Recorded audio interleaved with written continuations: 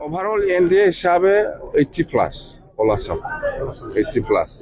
Exit পল কিছুমান channel ফল নহয় আপোনালোকৰ যেনিবা বহুত চেনেলে বা বহুত গাৰ্জেনসকলে বহুত নিজৰ নিজৰ অপিনিয়ন মতামত দি আছে, যিখিনি ছাৰ্ভে কৰি পেলাই পাইছে। ইহঁতে কি ধৰণৰ ছাৰ্ভে কৰিছে ইহঁতৰ কথা। আমাৰ বিফেভৰ ছাৰ্ভে মতে আমি হাৰা নাই, আমি জিকিছে।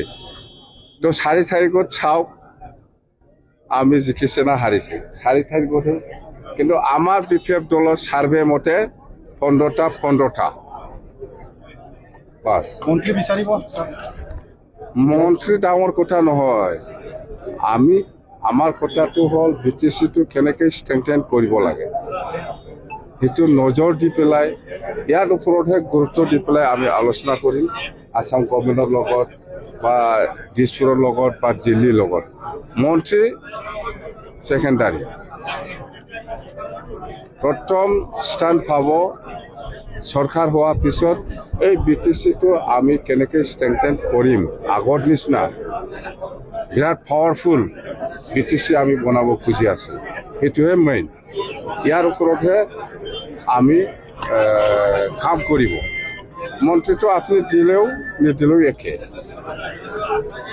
এই মন্ত্ৰী ডাঙৰ কথা নহয়, BTCটো ষ্ট্ৰেংথেন কৰাটোহে আচল।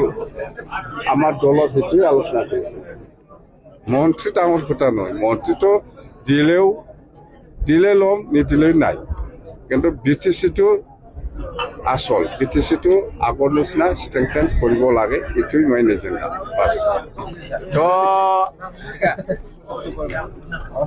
আমি আজি ৰাতিপুৱা 8:30 পৰাতো আমাৰ বডফা উপেন্দ্ৰনাথ ব্ৰহ্মৰ ডেথ এনিভাৰ্চাৰী প্ৰগ্ৰাম সেইটো আমি ৰাতিপুৱাই কৰিছোঁ। এইটো শেষ কৰি পেলাই আমি আজি এতিয়া বডফা কালচাৰেল কমপ্লেক্সত বডোলেণ্ড পিপলছ ফ্ৰণ্ট BPF দলৰ CWC মিটিং কৰিছিলোঁ। মিটিঙৰ উদ্দেশ্যটো সেইটোৱে, যিহেতু আমাৰ আসাম এছেম্বলি ইলেকশ্যনৰ যিটো ৰিজাল্ট অহা 4 তাৰিখত ৰিজাল্ট ডিক্লেয়াৰ হ'ব, মানে কাউণ্টিংটো হ'ব। তো ইয়াৰ আগতে মই BTC এৰিয়াত 15টা সমষ্টিৰ যিটো আমাৰ LAC ৱাইজত যিটো কাউণ্টিং এজেণ্টটো নহয়, বুথ লেভেলত যিখিনি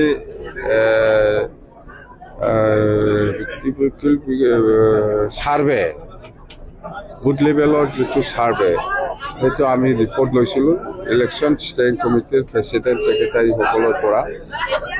এই ৰিপৰ্ট মতে এই বুথ লেভেলৰ বা বুথ কমিটিসকলৰ যিটো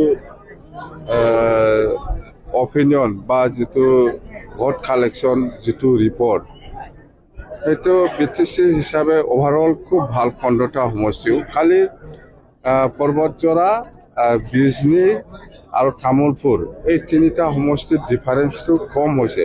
জিকাটো জিকিছে, কিন্তু বেলেগ সমষ্টিৰ নিচিনা ডিফাৰেঞ্চটো 20,000 25,000 এনেকুৱা ডিফাৰেঞ্চ দেখা নাই।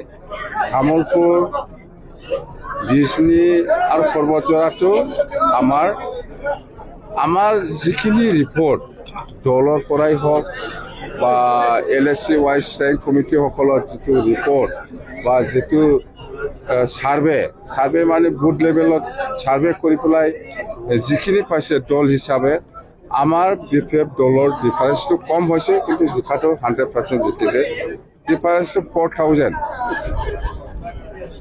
তামোলপুৰ 4,000 ডিফাৰেঞ্চত আমি জিকি আছোঁ, বিজনীটো 4,000, পৰ্বতজৰাও 4,000 ডিফাৰেঞ্চ।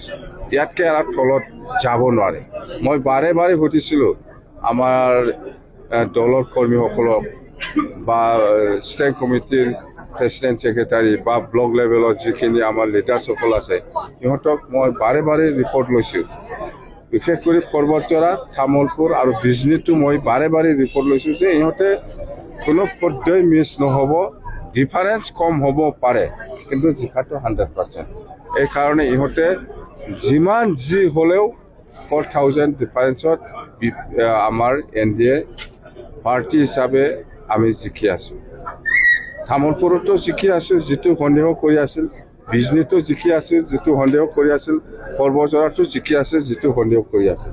বেলেগ সমষ্টিবিলাকতো ক'ব লগা নাইয়ে, খালি এই তিনিটা সমষ্টিটো অলপ মানুহসকলৰ যিখিনি অপিনিয়ন, বাহিৰৰ পৰা যিখিনি অপিনিয়ন বা যিখিনি মতামত মই পাই আছিলোঁ যে ভাল নহয় এই তিনিটা সমষ্টিটো। কিন্তু আজি মই প্ৰেক্টিকেলি আমাৰ দলৰ কৰ্মী পৰা যিখিনি ৰিপৰ্ট হৈছে এইটো 100%।